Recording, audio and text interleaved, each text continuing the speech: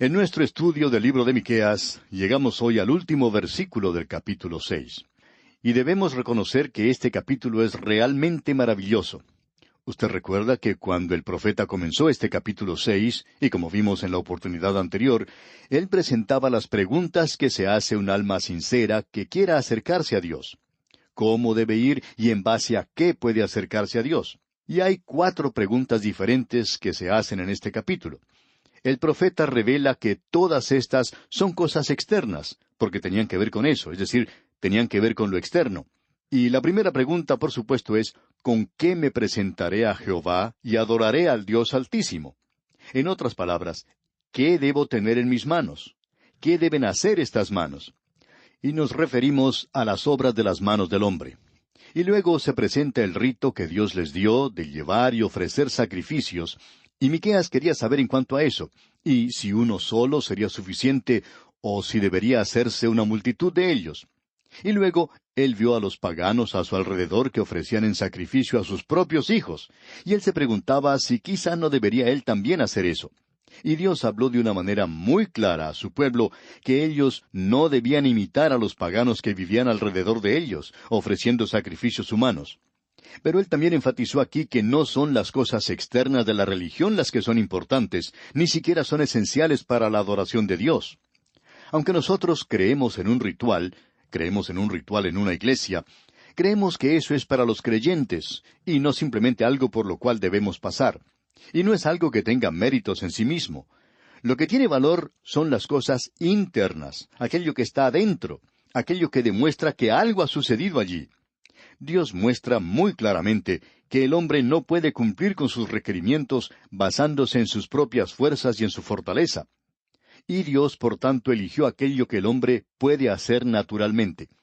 Y estos requerimientos tremendos solo pueden ser cumplidos cuando acudimos al Señor Jesucristo como Salvador. Es solo en el poder del Espíritu Santo que estas cosas pueden lograrse.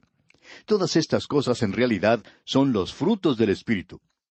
Así es que, si vamos a andar humildemente con Dios, esto no quiere decir que vamos a entrar de pronto en su presencia con nuestras pequeñas buenas obras y decirle, Señor, mírame, mira qué bueno que soy. Yo puedo cumplir con tus requerimientos, por tanto, hazte a un lado y déjame sentar a tu lado contigo. Amigo oyente, el hombre no puede hacer eso. Y Dios demuestra que esta gente tenía méritos. Pero después de haberles dado eso, tenemos un gran contraste, y es que Dios va a juzgar esta nación a causa de sus pecados. En lugar de andar de esta manera, ellos están haciendo solamente las cosas externas de la religión, pero internamente estaban lejos de Dios. Ellos no actuaban honradamente en sus asuntos de negocios. Había impureza en sus vidas, había violencia, mentira y también engaño. Habían cometido descaradamente toda clase de pecados. Y Dios no puede bendecir a una nación cuyo pueblo hace estas cosas. Tratamos asimismo de aplicar esto a nuestras propias naciones, y cuán lejos estamos de Dios en el día de hoy.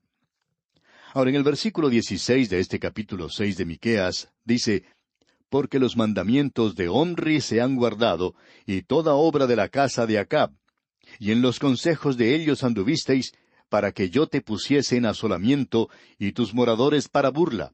Llevaréis, por tanto, el oprobio de mi pueblo». Ahora, una persona que lee esto por primera vez, se hace naturalmente la pregunta de ¿quién es Omri? ¿Y quién es este Acab? Nunca escuché hablar de ellos antes. ¿Por qué está diciendo él lo que dice en cuanto a ellos? Bueno, esto destaca lo que hemos mencionado varias veces. Y es el hacer un cambio en la forma de estudiar la Biblia que creemos será de una gran ayuda. Lo hemos sugerido ya varias veces y vamos a sugerirlo otra vez hoy. Se trata de lo siguiente. Al estudiar los libros históricos, debe estudiarse conjuntamente los libros proféticos que encajen en el reinado del rey de esa época en particular. Eso quiere decir que el libro de Miqueas debería ser estudiado junto con el reinado de Ezequías en el reino del sur y el reinado de Acab y Jezabel en el reino del norte. Si los libros históricos fueran considerados y luego los proféticos, el uno compensaría al otro y nos presentarían un cuadro completo. Creemos que este método de estudio de la Biblia sería muy provechoso. Quizá algún joven predicador quiera desarrollar esta idea tomando los libros históricos y las porciones históricas y encajarlas exactamente donde corresponden en los libros proféticos. O bien, ubicar los libros proféticos donde pertenecen en el registro histórico. Ahora, aquí estamos en un punto donde necesitamos un poco de luz. Así es que vamos a regresar un poco hoy y vamos a ver lo que nos dice uno de los libros históricos. Allá en el primer libro de los Reyes, en el capítulo 16, no vamos a leer mucho allí, pero vemos que este hombre Omri, que se menciona aquí, era uno de los reyes del reino del norte y también uno de los más malvados. Debemos señalar que tanto él como Zimri reinaron y que eran reyes rivales. Zimri no sobrevivió sino que murió, y entonces Omri, quien prevaleció, reinó sobre todo el reino del norte. Bien, Omri hizo algo malo. Y vamos a ver lo que dice el capítulo 16 del primer libro de los Reyes, versículo 24. Dice allí, «Y Omri compró a Semer, el monte de Samaria, por 2 talentos de plata, y edificó en el monte, y llamó el nombre de la ciudad que edificó Samaria, del nombre de Semer, que fue dueño de aquel monte». Así es como fue llamada entonces y así es como se llama en el día de hoy. Y a propósito, las ruinas de la ciudad que edificó Omri aún se encuentran en ese lugar. Pero él no fue en realidad quien la desarrolló, porque después de la muerte de Omri, subió al trono Acab, quien era el hijo de Omri. Ahora, si el nombre de Jezabel se hubiera mencionado aquí en Miqueas, entonces habríamos entendido de quién estaba hablando él, porque Acab se casó con Jezabel. Y si usted quiere saber quién es ella, lo puede ver aquí. Vamos a leer en este capítulo 16 del primer libro de Reyes, en el versículo 28, que se nos dice, «Y Omri durmió con sus padres, y fue sepultado en Samaria, y reinó en lugar suyo Acab su hijo». Y luego el versículo 30 dice, «Y reinó Acab, hijo de Omri, sobre Israel en Samaria 22 años. Y Acab, hijo de Omri, hizo lo malo ante los ojos de Jehová, más que todos los que reinaron antes de él». Esto era algo bastante malo, por cierto. Una de las razones por la cual él llegó a ser así es que tenía mucha ayuda e influencia de parte de su esposa Jezabel. Y los versículos 31 y 32 dicen, «Porque le fue ligera cosa andar en los pecados de Jeroboam, hijo de Nabat, y tomó por mujer a Jezabel, hija de Et-Baal, rey de los Sidonios, y fue y sirvió a Baal y lo adoró, e hizo altar a Baal en el templo de Baal que él edificó en Samaria». Ahora este es el hombre con el cual estamos tratando. Y este es aquel que Miqueas menciona allá en su libro. Él dice que las dificultades comenzaron con su liderazgo, ya que en el versículo 16 de este capítulo 6 de Miqueas que estamos estudiando dice, «Porque los mandamientos de Omri se han guardado, y toda obra de la casa de Acab». Y usted puede apreciar que eso hundió a toda la nación en la idolatría. Y sigue diciendo el versículo, «Y en los consejos de ellos anduvisteis, para que yo te pusiese en asolamiento, y tus moradores para burla. Llevaréis, por tanto, el oprobio de mi pueblo». Usted puede apreciar que Acab y Omri habían reinado mucho tiempo antes que llegara Miqueas. Le habían precedido a él. Así es que llegamos a un período donde podemos apreciar los efectos y la influencia del mal en el reino. Y eso lo podemos ver en el presente. El liderazgo de cualquier nación, si esa nación va a prosperar bajo Dios, tiene que ser un liderazgo piadoso. Creemos que esa es una de las cosas que podríamos decir en cuanto a la reina Victoria de Inglaterra, aunque se critica mucho la era de su reinado y todas las cosas relacionadas con esa era. Aún los ingleses del presente ridiculizan esa época. Pero sucede que este fue el período de mayor grandeza en su historia. Fue entonces cuando ellos tenían un gran imperio. Y aún la reina Victoria era emperatriz de la India. Ella era una verdadera gobernante. Pero ahora la nación no es la misma que antes, y el liderazgo no ha sido en el pasado lo que debió haber sido. Pero aún así, hay muy buenos ejemplos provenientes de la monarquía de ese país, y estamos seguros que cuando aquellos que están en la cumbre hacen cosas buenas, tienen mucha influencia en los demás. Ahora, cuando leemos este versículo 16 en este capítulo 6 de Miqueas, creemos que aquí Dios está diciendo que Él hace responsable a los líderes de una nación a través de este siglo, que han lanzado a su país a una crasa inmoralidad porque ellos están dando el mal ejemplo. Amigo oyente, esta es una filosofía de gobierno. Esta es la filosofía de gobierno de Dios. Pero lamentablemente esto no se enseña en las universidades del presente. Y creemos que eso es parte de la difícil situación que enfrentamos. Es por esa razón que nuestras naciones continúan en su deterioro, y continuarán decayendo a no ser que tenga lugar un gran avivamiento. Vamos a entrar ahora al capítulo 7, y este es el último capítulo de esta profecía tan destacada de Miqueas. Vamos a tener 2 estudios más en este libro de Miqueas, y luego entraremos nuevamente al Nuevo Testamento a estudiar la segunda epístola del apóstol Juan. Ahora, el tema que tenemos aquí en este capítulo 7 de Miqueas es ¿qué Dios como tú, que perdona toda maldad, a causa de quién es Dios y lo que Él hace? Amigo oyente, el perdón del pecado viene de Dios, se origina en Él, no en el hombre. En los primeros 9 versículos, el profeta confiesa que Dios tiene razón en su queja contra Israel, y Él va a tratar con cosas específicas otra vez. Esperamos que al leer esta sección podamos resaltar los puntos sobresalientes que se presentan. El profeta comienza hablando de manera muy personal cuando dice, ¡ay de mí! Y aquí tenemos a este profeta y debemos señalar que él es muy personal. Y no solo es personal, sino que él se siente afectado en gran manera por su mensaje, de la misma manera en que lo fue Jeremías. Él se siente sobrecogido por esto. Él se siente entristecido. Él no encuentra deleite en decir estas cosas. Y no es muy divertido hoy decir estas cosas que son un poco pesimistas, y muchas personas van a estar en desacuerdo con nosotros en cuanto a la situación mundial. Uno señala los problemas de su propia nación y la gente comienza a reprenderlo diciendo que uno no es un patriota, o que no está demostrando amor por su país, o cosas por el estilo. Y eso es lo que decían esos falsos profetas. Pero amigo oyente, nosotros amamos a nuestro país tanto como usted ama al suyo. Por tanto, no nos trae gozo decir estas cosas.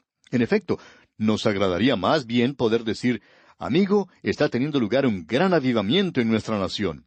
Esa sería una gran noticia y sería algo maravilloso. Sin embargo, uno tiene que decir con Miqueas, ¡ay de mí! Veamos ahora lo que dice el versículo 1 del capítulo 7 de Miqueas. ¡Ay de mí! Porque estoy como cuando han recogido los frutos del verano, como cuando han rebuscado después de la vendimia, y no queda racimo para comer. Mi alma deseó los primeros frutos. Él contempló a la nación, y debemos recordar que la vid es el cuadro de esta nación. Y un contemporáneo de Miqueas era Isaías, y él fue quien criticó esto. Él lo presentó. Él dijo de una manera muy clara que Israel era la vid y que la vid es Israel. Y este profeta dice, he buscado un buen racimo de uvas y no hay ninguno en la vid. He buscado en los primeros frutos y no pude encontrar ninguno. La vid no está produciendo frutos. Y él va a tratar con algo específico. Ahora, en el versículo 2 de este capítulo 7, dice Miqueas, faltó el misericordioso de la tierra, y ninguno hay recto entre los hombres. Todos acechan por sangre, cada cual arma red a su hermano. Todos sabemos que no es muy seguro andar por las calles de noche en nuestras ciudades. Abunda la ilegalidad y el desacato a la ley. Parecería que ya no quedaran hombres rectos. Sin embargo, todavía hay muchas personas maravillosas en nuestro día. Y estamos seguros que todavía quedaban personas piadosas. Pero Miqueas está hablando en general del hombre recto. Él no es el ideal hoy. El hombre recto no forma parte de la mayoría en el presente. Faltó el misericordioso de la tierra, dice aquí. Ahora, en la primera parte del versículo 3 leemos, para completar la maldad con sus manos, el príncipe demanda. Estos no están satisfechos de hacer el mal de manera pequeña, con una sola mano, sino que utilizaban ambas manos. Y luego sigue diciendo, y el juez juzga por recompensa. Existe la maldad en los gobiernos. El lugar donde debería haber justicia no es otra cosa sino un lugar de injusticia. Uno debería respetar al príncipe y al juez que gobierna justa y correctamente, pero no, este no es el cuadro. Y concluye este versículo 3 diciendo, y el grande habla el antojo de su alma, y lo confirman. Cuando uno lee cualquier periódico o revista, o cualquier clase de literatura, cuando observa los programas de televisión, se da cuenta que los escritores y animadores presentan todo con un pequeño anzuelo. Presentan todo con un anzuelo de liberalismo. Es ese pequeño anzuelo de inmoralidad que hay allí, ese anzuelo que ridiculiza las cosas que consideramos sagradas, y todo eso se hace en nombre de la libertad de prensa y la libertad de expresión. En realidad, hay muy poca libertad de religión en muchos de nuestros países hoy, a no ser que sea algo raro y fuera de lo común, y no aquello que es centrado y anclado en la Biblia. Lo que necesitamos en el día de hoy es un empuje bibliocéntrico en cada uno de nuestros países, amigo oyente.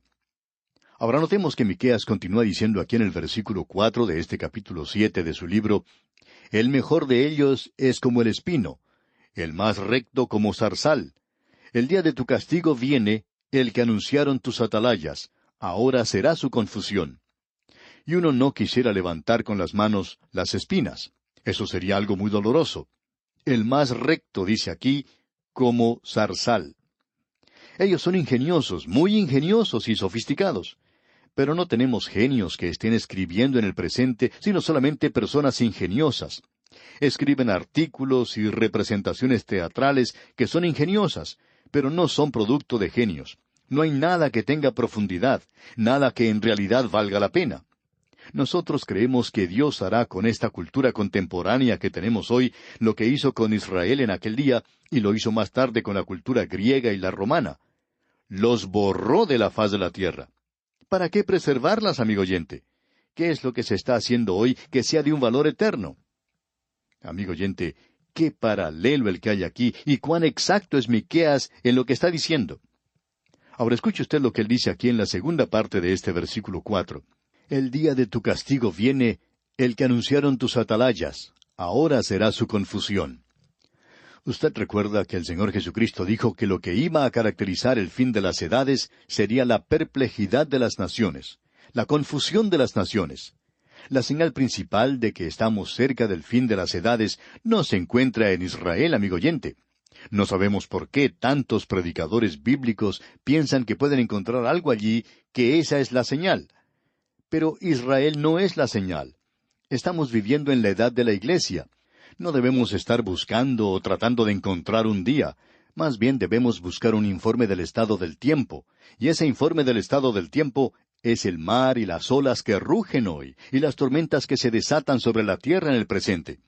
Las naciones, paganas como son el cuadro que la palabra de Dios presenta hoy. Y ahora en el versículo 5 de este capítulo 7 de Miqueas dice: No creáis en amigo, ni confiéis en príncipe. De la que duerme a tu lado, cuídate, no abras tu boca. Ni siquiera confía en su esposa. Hay muchos que ni siquiera pueden hacer eso, digamos de paso. ¡Qué cuadro el que tenemos aquí, amigo oyente! No confíe ni siquiera en un amigo. ¿Ha sido usted traicionado alguna vez por un amigo? ¡Qué cuadro este del presente, amigo oyente! Bien, vamos a detenernos aquí por hoy y Dios mediante continuaremos en nuestro próximo programa. Que Dios le bendiga abundantemente es nuestra ferviente oración.